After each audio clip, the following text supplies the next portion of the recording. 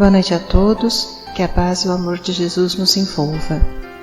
Vamos elevando os nossos pensamentos, nos ligando com o nosso mentor individual, com Joana de Ângeles, Irmã Rosário, Irmã Teresa e toda a espiritualidade amiga nesta casa. Vamos nos ligar com nossa mãezinha querida, Maria de Nazaré, pedindo a ela que nos envolva em sua luz, em sua paz e que nos acompanhe em nossa ligação com Jesus, nosso Mestre. Mestre, estamos aqui reunidos para mais um estudo do Teu Evangelho e lhe pedimos, derrama sua luz sobre nós, se faça presente entre nós nesta noite. Auxilia-nos no entendimento e na aplicação dos Teus ensinamentos em todos os momentos da nossa existência. De mãos dadas a Maria e a Jesus, chegamos à presença do nosso Pai. A Ele agradecemos pelo que somos, pelo que temos, pela oportunidade desta encarnação e elevamos os nossos corações e pensamentos em louvor e agradecimento, dizendo a Ele: Pai nosso que estais nos céus, santificado seja o vosso nome, venha a nós o vosso reino, seja feita a vossa vontade, assim na terra como nos céus. O pão nosso de cada dia dai-nos hoje, perdoai as nossas ofensas, assim como nós perdoamos a quem nos tem ofendido.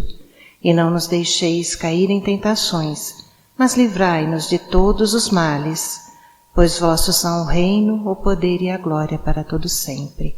Que assim seja, Senhor. Graças a Deus. E vamos nos ligando neste momento com as equipes de tratamento da casa.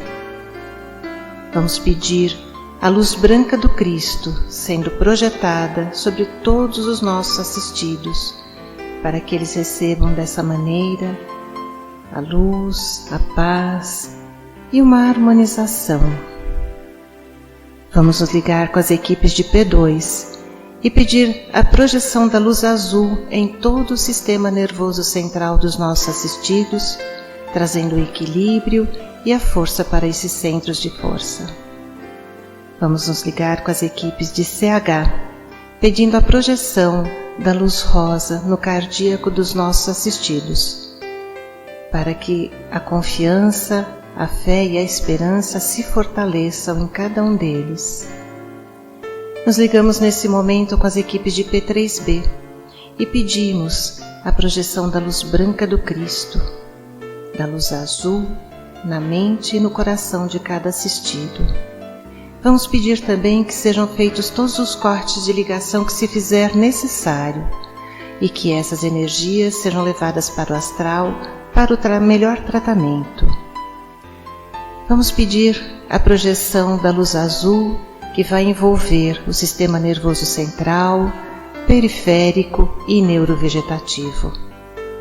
Um rosa claro no cardíaco para aumentar os bons sentimentos, um amarelo claro no frontal para fortalecer os pensamentos positivos, a confiança e a ligação com o mentor individual.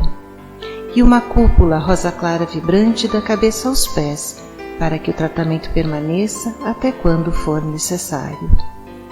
Aos assistidos de saúde, vamos pedir a projeção das cores do arco-íris, que eles fiquem envolvidos numa cúpula protetora até quando for necessário.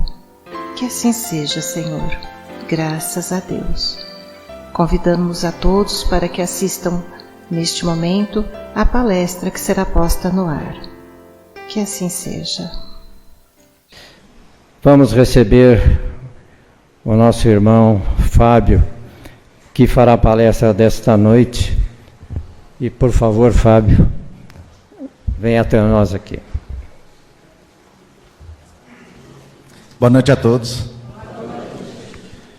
Meus amigos, navegando pelas páginas da codificação, se a gente for ver lá no Livro dos Espíritos, na questão número 88, Allan Kardec pergunta se o espírito ele tem forma. E os espíritos falam que não, que o espírito é como se fosse uma chama, um clarão. Na questão 88A, o Kardec pergunta se o espírito tem cor. Eu achava que não tinha, mas os espíritos falam que o espírito tem cor sim, ele vai desde o opaco até o brilho do rubi. Na questão número 90, o Kardec pergunta se um espírito, para se deslocar, ele simplesmente pensa no local onde ele quer e lá ele estará, ou ele sabe exatamente a distância que ele percorreu. E os espíritos respondem que das duas maneiras. Tem espírito que pensa, por exemplo, Praia da Boa Viagem, ele já está lá, e tem outros que, para vir da porta até aqui, ele sabe exatamente o que ele percorreu. E os espíritos vão falar que isso ocorre da maior ou menor depuração do espírito, de acordo com a cor também. Na questão número 92, o Kardec pergunta, o espírito se divide? Porque tem relatos assim, por exemplo, do espírito do Dr. Bezerra de Menezes, está dando uma comunicação aqui, e quase ao mesmo tempo em Santa Catarina. E o Kardec pergunta, o espírito se divide para estar em dois lugares ao mesmo tempo? E os espíritos falam que não. E eles fazem uma relação com o Sol. O Sol é somente um, mas seus raios, ele abarca pelo menos metade do nosso planeta. E os espíritos são assim, quanto mais iluminados, quanto essa luz interior for cada vez maior, ele desponta de mais felicidade onde ele estiver. E na questão 628, os espíritos dizem que em todas as épocas da humanidade, sempre vieram pessoas e espíritos para nos trazer informações.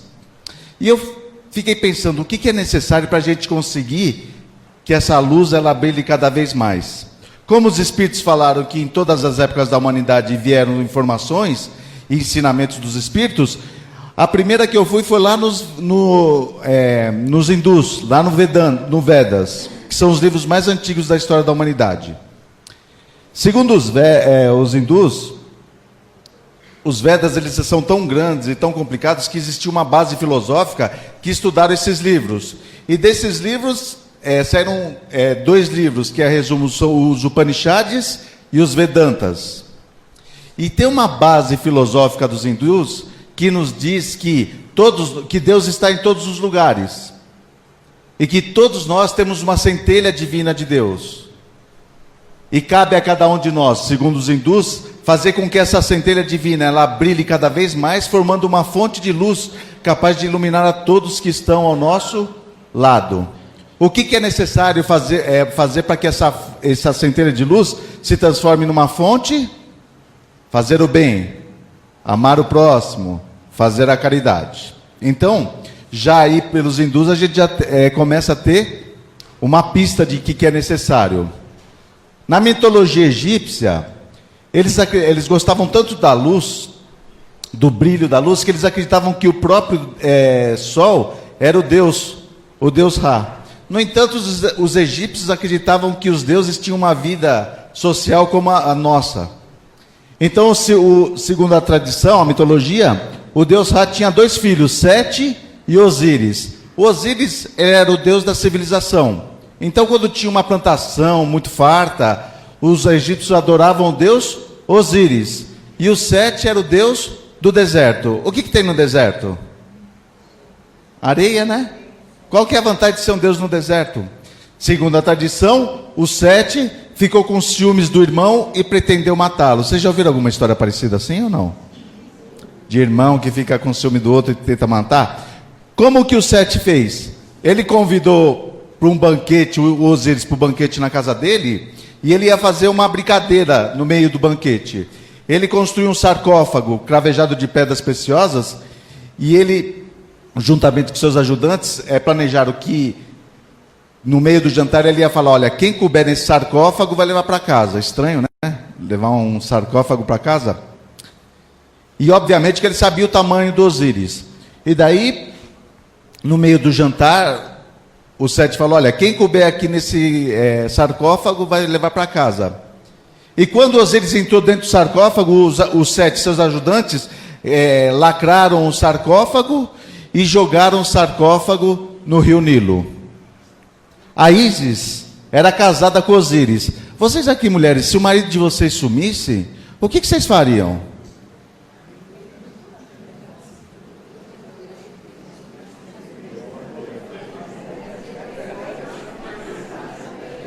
Eu acho que eu não vou perguntar mais isso não, viu, gente? Na outra casa eu perguntei, a mulher falou, uma festa, na verdade. No entanto, a Ísis, como todas as mulheres aqui, ficou desesperada, se transforma em águia e vai atrás do marido. E ela encontra o sarcófago do Osíris na Babilônia. E ela traz novamente o marido. O irmão dele não gostava mesmo dele. Daí o irmão dele capturou Osíris e, segundo a tradição, o cortou em 42 pedaços, distribuindo os pedaços nas tribos egípcias.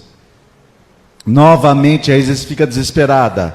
E ela faz o quê? Chama a irmã dela, Nefte, e em forma de águia, elas vão buscando cada uma das partes do Osíris. Das 42 partes, elas só encontraram 41. Faltou um pedacinho. E daí, segundo a tradição, quando ela montou o Osíris, a Ísis bateu a asa como se fosse uma mágica e o Osíris retorna à vida. E depois eles tiveram uma noite de amor. Não me pergunte como isso aconteceu, porque aquela partezinha que eles não acharam, eu acho essencial para que isso acontecesse. Dessa relação nasceu quem? Horus. E o Horus depois vai lá e derrota o tio dele. Mas por que eu estou falando isso? Porque o Osíris, depois daquela noite de amor, ele vai para debaixo da terra. E a partir daí eles acreditam que tinha o tribunal de Osíris. Ou seja, um egípcio que morria, ele chegava nesse tribunal, arrancava o coração da pessoa e colocava numa balança. De um lado o coração, de outro lado uma pluma. Se o coração pesasse mais do que uma pluma, vinha um Deus com cabeça de jacaré, devorava a pessoa e ela acabava ali mesmo. Se o coração pesasse menos do que uma pluma, essa pessoa ia para um paraíso, ficar lá sem fazer nada e... Resumindo, o que era necessário para o coração pesar menos do que uma pluma?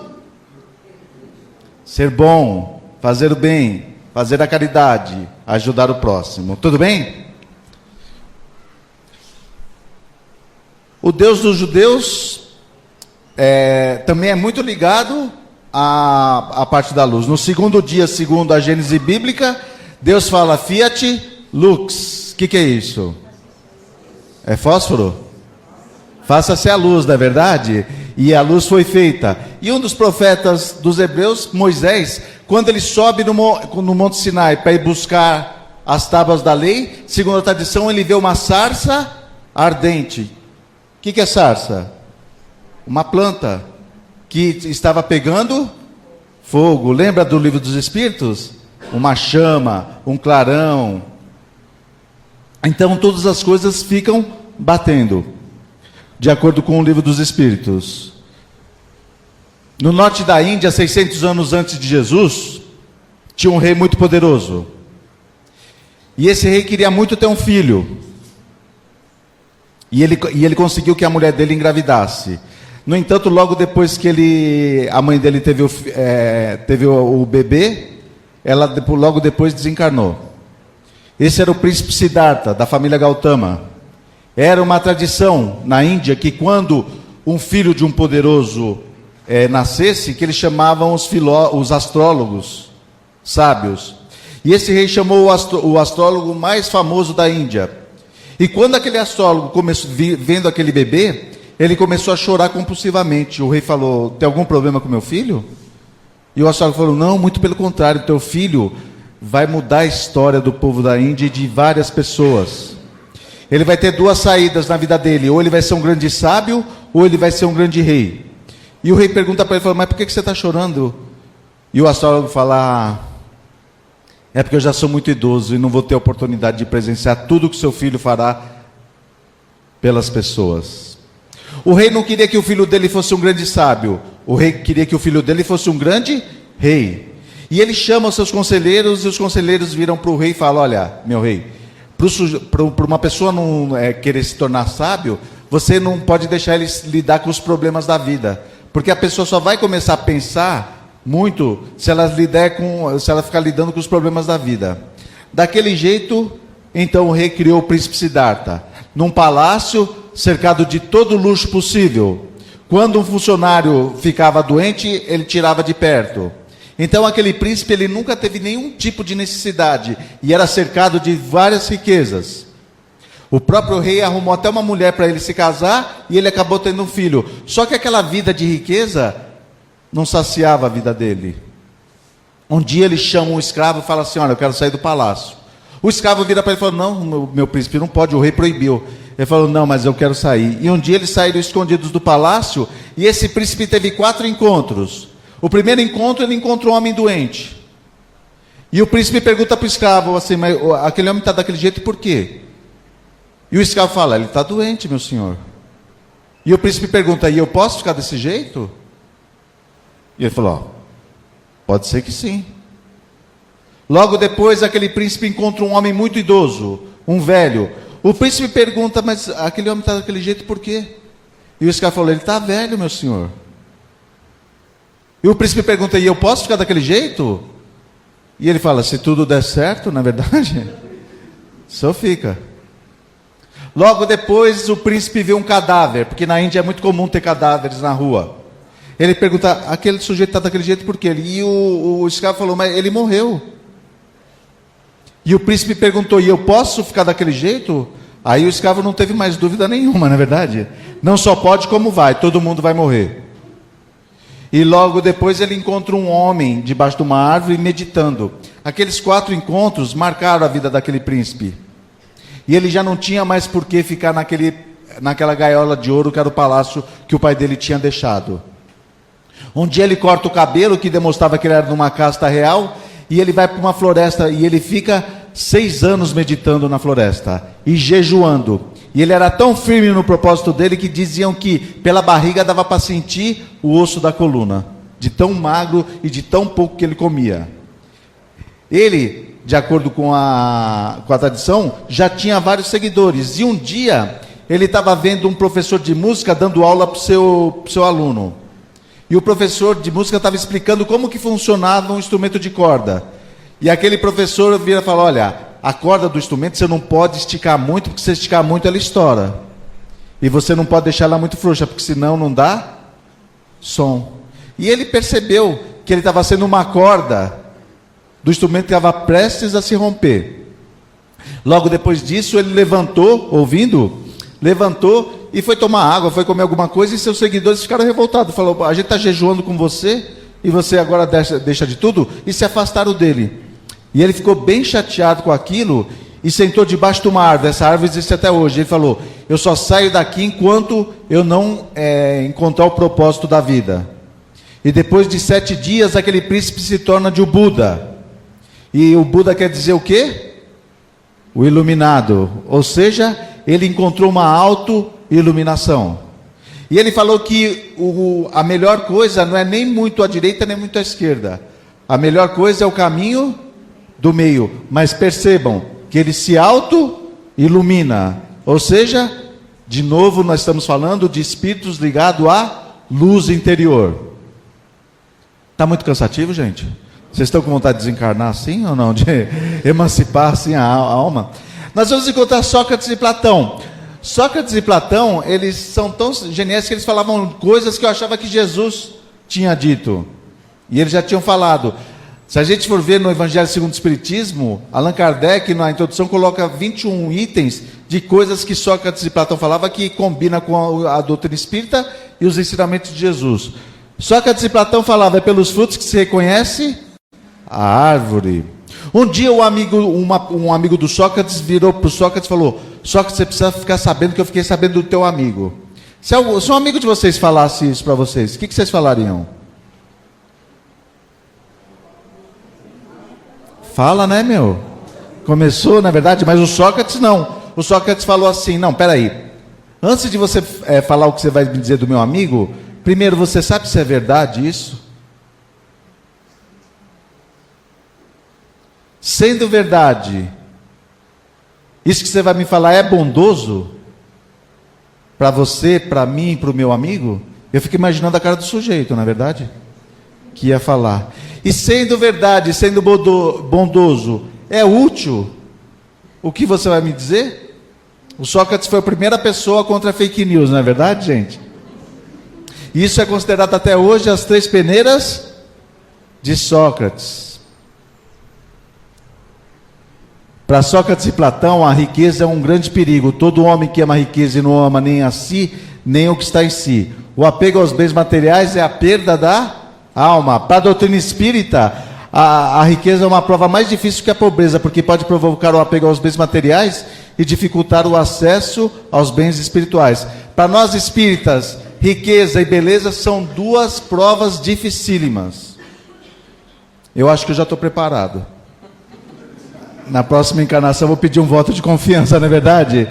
Para vir desse jeito. O Sócrates era tão desapegado, gente, mas tão desapegado, que ele ia nos mercados em Atenas experimentar um monte de coisa, mas ele só usava uma capa e andava descalço. E ele ia no mercado, ficava experimentando as coisas, e uma vez um dos seus seguidores falou: Sócrates, por que você vai experimentar aquele monte de coisa nos mercados se você não vai comprar nada? E o Sócrates falou: é porque eu fico vendo aquele monte de coisa que eu não preciso para ser feliz. Meus irmãos, façam isso com as suas esposas. Leva até o shopping. Fala para escolher o que elas quiserem numa loja.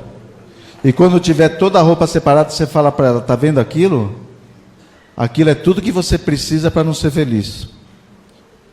Porque você já é casada comigo. E sai de perto, porque a chance da desencarnação é iminente. Tudo bem, gente? Daí nós vamos encontrar quem? Jesus.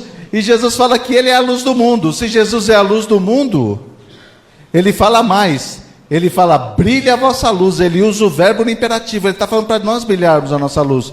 E eu chego à conclusão de quê? Que se Jesus é a luz do mundo e ele quer que a gente brilhe a nossa luz, é através dele que nós vamos conseguir a nossa luz. E essa luz a gente vai conseguir através dos ensinamentos de Jesus. No entanto, antes de Jesus retornar para a parte espiritual, ele deixa um alerta. Ele fala: olha, se me amais, guardares os meus mandamentos, eu rogarei ao meu Pai, ele enviará um outro Consolador, a fim de que fique eternamente convosco, e vos ensinará todas as coisas, e vos fará recordar de tudo que vos tenho dito. Ou seja, o próprio Jesus sabia que seus ensinamentos seriam deturpados. Então essa luz que nós estamos buscando tem que ser uma luz direto da fonte.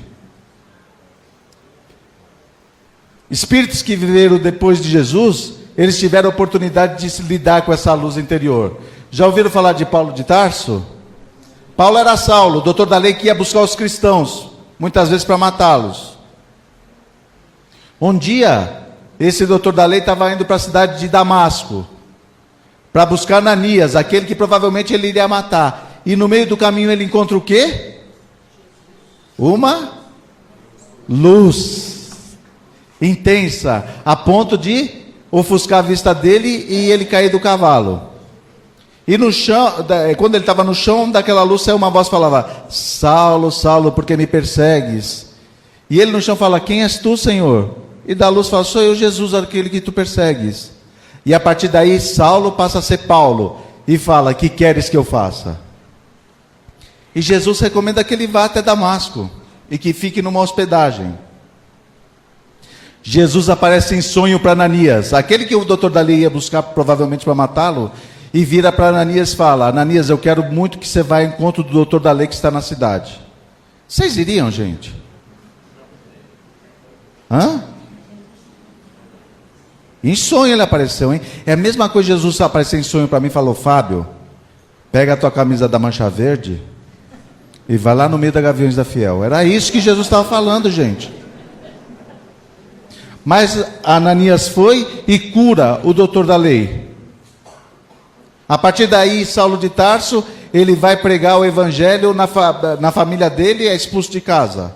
Vai pregar no Sinédrio, ele é expulso do Sinédrio. Ele fica 3 anos meditando no deserto de Palmira. E depois vai divulgar o Evangelho de Jesus. E Paulo de Tarso foi espancado, apedrejado, jogado no lixo. E quando ele foi condenado à morte, ele foi tão tranquilamente que o soldado até titubeou. O soldado ia decapitar, ele estava tranquilo. E ele vira para o soldado e fala: soldado, cumpre a tua missão, porque a minha já está cumprida. E Paulo de Tarso foi decapitado. Teve aquela oportunidade de quê? De fazer com que sua luz brilhasse naquela encarnação ainda.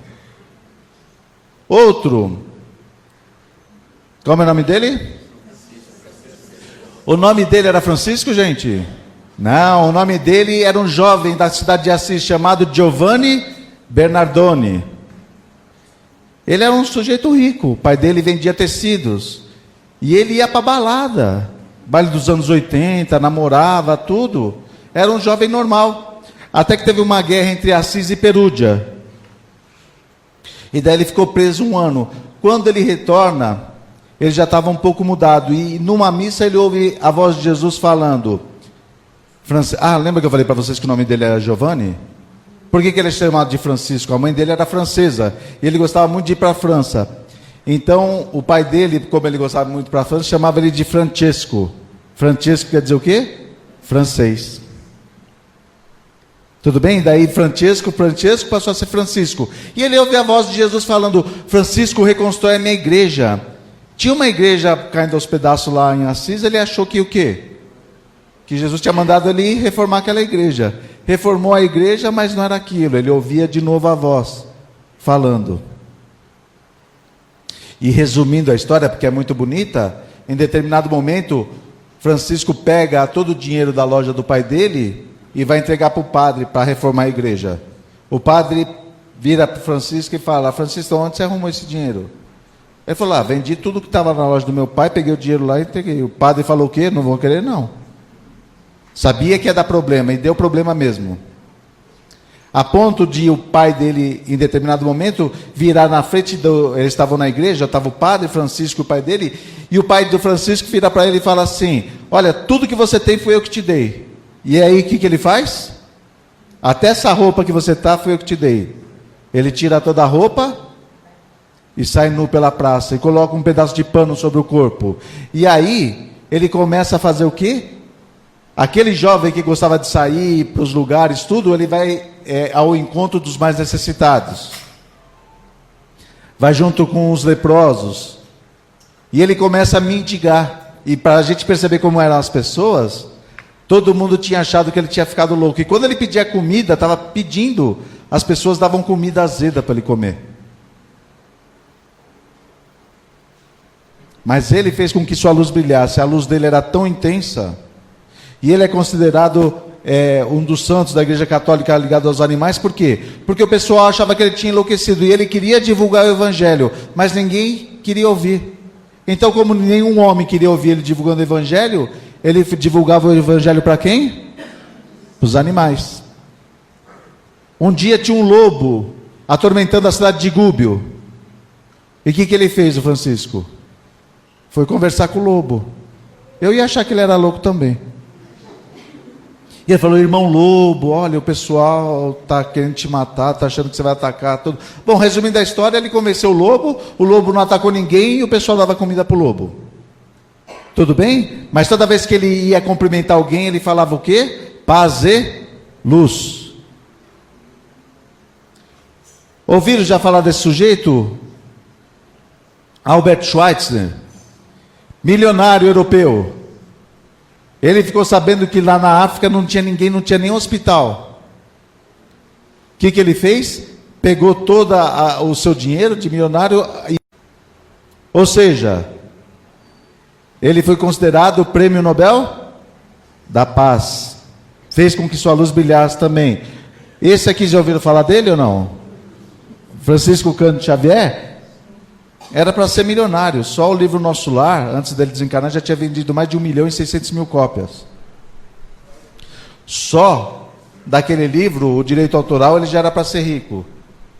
E ele psicografou mais de 400 livros. Fora que ele ganhava muito presente. Tem um caso de uma mulher que ele estava na fila, e uma senhora com posse falou, Chico, olha, você trouxe uma mensagem do meu filho, você salvou minha vida, segura, toma esse relógio de ouro. E o Chico falou, não minha irmã, não precisa, faço questão. O Chico pôs o relógio no bolso. Passado um tempo, veio na mesma fila, veio uma senhora falando, Chico, eu estou tão desesperada, não tenho nada para dar para o meu filho, nem remédio, nem para comer. O que o Chico fez? Pegou o relógio e deu. Pessoas de uma iluminação interior. Eu fico pensando, por que eu não estava naquela fila, não é verdade, gente?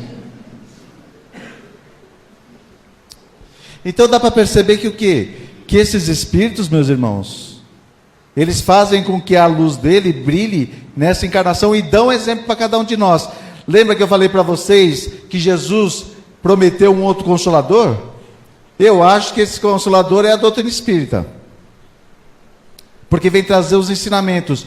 Então, meus irmãos, se vocês saíssem na rua e encontrassem esse sujeito, provavelmente vocês falariam: Jesus, tudo bem, mestre? E eu pelo menos falaria. No entanto, antropólogos estudaram como seria de acordo com a raça do povo que vivia na Galileia naquele tempo, e chegaram mais ou menos como que era a face de Jesus. E eles disseram que é mais ou menos assim. E meus irmãos, eu não consigo imaginar esse sujeito fazendo sermão do monte. Por quê? Porque minha luz é pequena. E a doutrina espírita nos diz que o quê? Que nós não podemos ter preconceito. Porque se todos nós teremos vários corpos, a gente não deve ter preconceito de aparência contra ninguém. Eu já contei aqui, mas vou contar de novo. Quando eu era pequeno lá em Guarulhos, todo mundo sabe o que é biju? Sabe o que é biju? Então, quando eu era pequeno lá em Guarulhos, tinha um vendedor de biju, e o vendedor de biju vinha junto com um obsessor, que era uma coisa chamada matraca. Vocês já ouviram falar? Que ele vinha batendo assim, tac, tac, tac, tac, tac. No outro bairro, eu já começava a salivar minha boca. Eu falei, eu falava para minha mãe: mãe, o homem do biju vem vindo, compra para mim biju. E ela fala: ah, Fábio, estou sem dinheiro. Ah, Fábio. E o barulho da matraca cada vez mais forte. E o homem passava e nada de comprar biju. E eu fiquei com esse trauma de infância de não comer biju. Passado um tempo, eu estava na praia de Boa Viagem junto com a minha esposa, tomando sol. Quando de repente, o que eu ouço? O obsessor pernambucano, tac, tac, tac. Eu falei: meu Deus. Até aqui em Pernambuco, era um homem que estava vendendo biju. Eu falei: moço, o que o senhor está vendendo aí? Ele falou: é biju. Eu falei assim: quanto que é cada saquinho? Ele falou: R$1. Eu falei: quanto? R$1. Eu falei: quanto o senhor tem aí? Ele falou: 20. Peguei uma nota de 20 e falei: o senhor ganhou o dia hoje, vou pegar os 20 biju do senhor. E eu peguei os 20 biju e fui colocando na sacola que eu tinha levado para ir para a praia. E voltei a tomar sol. Daqui a pouco eu estava tomando sol, quando se aproxima um senhor e falou: dá licença, moço. Eu abri os olhos assim. Era um senhor já meio desgastado pelo tempo, tudo. Ele virou e falou: moço, o senhor tem alguma coisa para me dar? Eu falei: não. Tenho nada não. Minha mulher já olhou assim para mim, né? Falei: não estou. Ele falou: ah, tá bom, meu irmão, fica com Deus. E foi indo embora. A minha mulher, que gosta muito de mim, inclusive, virou e falou: Fábio, você não tem nada para dar para esse homem? Você tem biju até 2025 aí, Fábio. Como que você não tem nada para dar para ele? Mas eu pensei que ele estava pedindo dinheiro, nem caiu a ficha. Bateu na minha consciência, peguei 4 pacotinhos de biju e saí correndo atrás do homem. Gente, o homem não tinha saído, não fazia 3, 4 minutos. Eu corri para um lado, cadê o homem? Nada. Corri para o outro lado, cadê o homem? Nada. Voltei no guarda-sol, virei para minha mulher e falei assim: olha, o homem sumiu, desapareceu, evaporou. E ela virou para mim e falou: você sabe quem era, né, Fábio? Eu falei: não sei quem era não. Sabe sim, você faz palestra, Fábio? Eu falei: não, quem que era? Era Jesus, Fábio. Eu falei: pelo amor de Deus, não é possível, eu neguei biju para Jesus, não é verdade, gente? Então, meus irmãos, cabe a um dos ensinamentos da doutrina espírita é que a gente não deve julgar ninguém pelas aparências. Tudo bem? Ensinamento de Jesus. Outro ensinamento: ama teu próximo como a ti mesmo. Pessoal, entendeu esse ensinamento? Entendeu?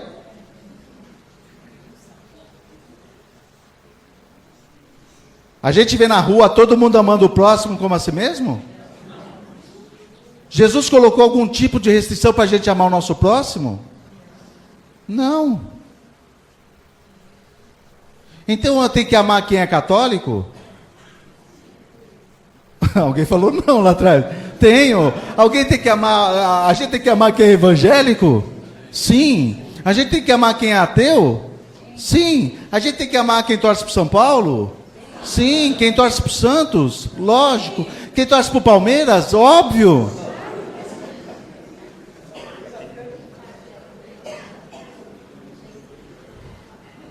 Para o Corinthians?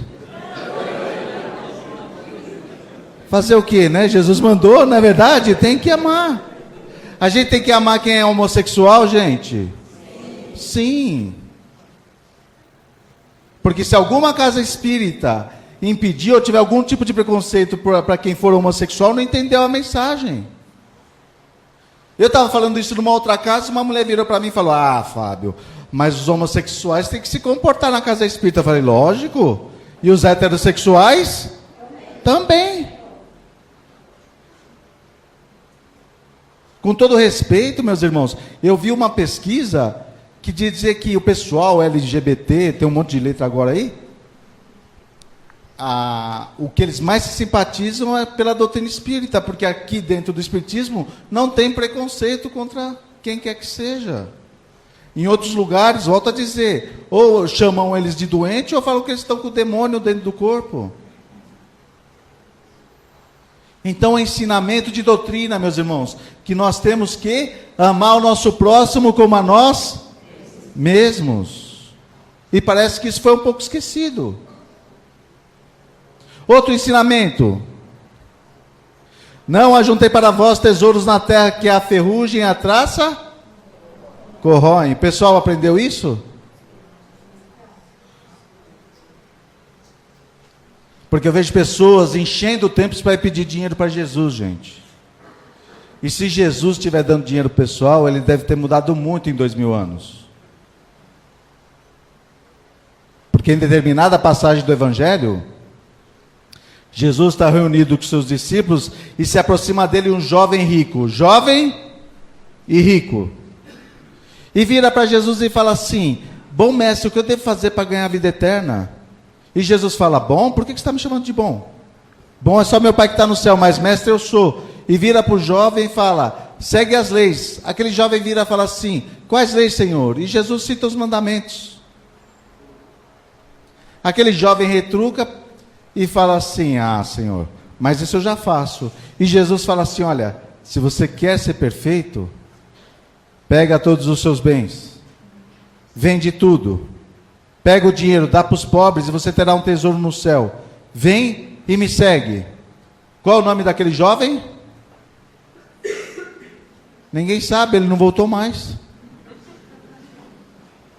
Mateus era cobrador de impostos. Quando Jesus virou para Mateus e falou: Mateus, vem e me segue, Mateus foi seguir Jesus. O nome de Mateus é repetido até hoje, mas o nome daquele jovem, ninguém nem sabe qual que é.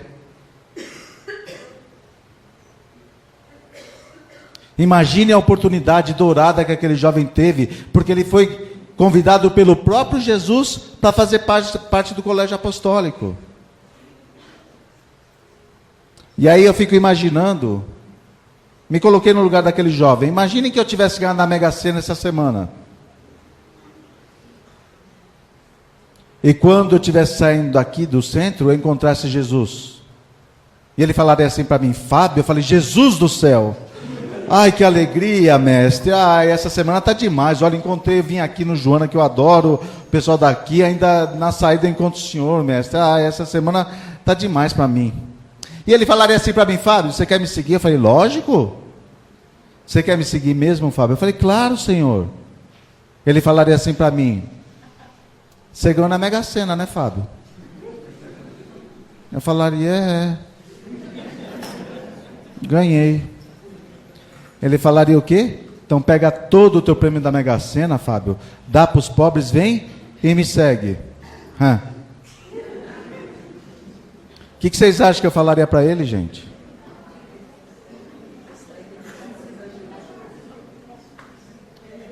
Ele ia falar: Senhor, eu não tirei nem biju, o senhor quer meu prêmio da Mega Sena?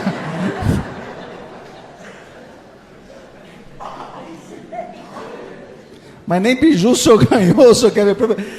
Mas a doutrina espírita vem nos explicar o que, gente? que Jesus não quer que nós peguemos todos os nossos bens e que a gente dê para outra pessoa, porque a gente vai ser mais um pobre no mundo. Mas que nós não fiquemos tão apegados às coisas da matéria. Imagine que eu tivesse ganhado mesmo na Mega Sena e 2 dias depois eu desencarnasse. Eu ia chegar naquele mundo espiritual e ia fazer um fuzuê lá, gente. Eu ia falar, isso que vocês fizeram comigo é maldade, hein? Isso não se faz com ninguém. Ou vocês me tiravam antes do corpo ou não deixavam ganhar na Mega Sena. Agora ganhar e morrer? O Gugu tinha dinheiro, gente? Bastante, não é verdade? Então, o que eu percebi, meus irmãos, que esses essas pessoas que fazem com que a luz brilhe interiormente, eles são pessoas despojadas de bens materiais. Eu estou falando que é para a gente deixar de dar valor ou tentar não ganhar dinheiro com bens, dinheiro ou bens materiais? Não, não é isso. Quanto mais vocês puderem ganhar, se for de uma maneira honesta, ganhem. Mas que nós não fiquemos tão apegados a essas coisas e que a ponto de nós esquecermos que a nossa verdadeira essência é o Espírito. Esse pessoal que fez a luz brilhar, percebam. O príncipe Siddhartha Gautama era milionário, ele deixou tudo e foi encontrar a luz dele. Sócrates podia ter muitas coisas. Ele fez com que a luz dele brilhasse, sem ele precisar de bens materiais. O que falar de Paulo de Tarso, que era o doutor da lei, e deixou tudo? Francisco de Assis. Esses espíritos nos deram uma pista do que nós podemos fazer para que a nossa luz brilhe cada vez mais. E para terminar, eu gostaria que todos nós nos colocássemos no lugar de uma mãe. Que numa dessas encarnações, que é como se fosse a luz do dia, ela passava por um momento de intensas trevas. Ela havia descoberto que seu filho, de 5 anos, estava com uma doença terrível. Aquela mãe, como todas as mães querendo fazer o melhor para o seu filho, vira para o menino e fala: filho, você vai ser o quê? Você quer ser o quê quando crescer? Você já deve ter ouvido essa história, mas vale a pena repetir. E aquele menininho virou para a mãe e falou: bombeiro, mamãe. Eu gostaria muito de ser bombeiro. Aquela mãe, como todas as mães querendo fazer o melhor para o seu filho, ela vai até o quartel-general do Corpo de Bombeiros da cidade e vira para o comandante e fala: comandante, meu menino está com uma doença gravíssima. O sonho dele é ser bombeiro, mas infelizmente acho que não vai ser possível. Será que o senhor poderia pegá-lo, já que ele tem essa vontade? E dar uma volta com o carro do Corpo de Bombeiros em torno do hospital? Eu tenho certeza que isso faria dele muito feliz. Aquele comandante disse que não, que ele poderia fazer mais do que isso. Ele vira para aquela mãe e fala: senhora, nós aqui confeccionamos os nossos uniformes. Passa o número do garoto para mim, e é exatamente, obviamente, com autorização médica. Daqui uma semana eu trago o menino e ele vai passar o dia aqui conosco. Daquele jeito ele prometeu, daquele jeito ele fez. Uma semana depois, aquele menininho com uma doença terrível sai todo feliz do hospital com o seu uniforme do Corpo de Bombeiros. Ele tomou o café com o pessoal da corporação. Ele andou no carro dos oficiais, num carro de escada Magiro. E aquele dia foi tão feliz, mas tão feliz na vida daquele menino, que a previsão que os médicos tinham dado que ele fosse desencarnar era no final do mês de julho. E ele já estava chegando no final do mês de outubro. Infelizmente, aquele corpo físico já não tinha mais condições de abrigar aquele espírito. Os sinais vitais do menino caíam rapidamente quando aquela mãe, pegando o telefone, começou a ligar para os parentes para que eles viessem até o hospital. E foi aí que ela se lembrou do Corpo de Bombeiros. Novamente aquela mãe liga para o comandante do Corpo de Bombeiros e fala: comandante, eu sou a mãe daquele menininho que passou o dia aí com vocês. Comandante, agora ele não vai durar mais do que meia hora. Ele ficou tão feliz, mas tão feliz quando ele foi aí. O senhor não poderia mandar um soldado do corpo de bombeiros para ficar do lado do leito dele, no momento derradeiro? Novamente, aquele comandante disse que não, que ele poderia fazer mais do que isso. Ele vira para aquela mãe e fala: senhora, avise a moça do sistema de som do hospital que quando eles ouvirem a sirene do corpo de bombeiros, que aquilo não se trata de nenhum incêndio e nenhuma emergência. É o corpo de bombeiros vindo homenagear um dos seus mais ilustres componentes. E faz um favor para mim, abra a janela do quarto do garoto. 5 minutos depois, aquele menino já estava quase que fechando os olhos, quando de repente ele ouve a sirene do corpo de bombeiros. Aquele espírito se agarrou um pouco mais no corpo físico. Pelo sistema de som do hospital, uma voz anunciava que aquilo não se tratava de nenhum incêndio, nenhuma emergência. Era o corpo de bombeiros vindo homenagear um dos seus mais ilustres componentes. Aquela mãe abriu a janela do quarto do garoto. E pela escada Magiro, um a um de todos os soldados que passaram o dia com o menino lá, entravam, beijavam, abraçavam o garoto e se colocavam em forma do lado do leito dele. Por último entrou o comandante. Ele trazia uma medalha de honra ao mérito na mão. Ele colocou no pescoço daquele menininho, e o menininho vira para ele e fala: comandante, eu fui um bombeiro? E o comandante, já com lágrimas nos olhos, vira para o menino e fala: foi, filho, um dos melhores que nós já tivemos até hoje. Aquele menino sorriu, deitou, fechou os olhos e retornou para a verdadeira pátria. Eu conto essa história que não é para deixar ninguém triste, porque é apenas uma história. Mas eu gostaria de destacar a atitude da mãe. Porque aquela mãe sempre pôde fazer um pouco a mais pelo aquele menino. Um menino com uma doença gravíssima ficou 3 meses a mais no corpo físico. Porque aquele comandante sempre pôde fazer um pouco a mais por aquele menino. Um menino com uma doença grave desencarnou sorrindo. Essa é a proposta da doutrina espírita e de Jesus para todos nós. Que nós possamos fazer sempre um pouco a mais para o nosso próximo. Fazendo isso, rapidamente, nossa luz interior vai brilhar. E rapidamente nós seremos espíritos puros. E faremos parte do exército de Jesus. O exército do amor, da caridade e da fraternidade. Que a paz desse mestre esteja com todos nós. E que ela se estenda aos nossos lares, pelo convite, pela atenção, pela participação, pela simpatia de cada um de vocês. Gente, eu vou em casa espírita que parece que o pessoal está desencarnado. Assim, muito obrigado e tenhamos todos uma ótima semana. Muito agradecido.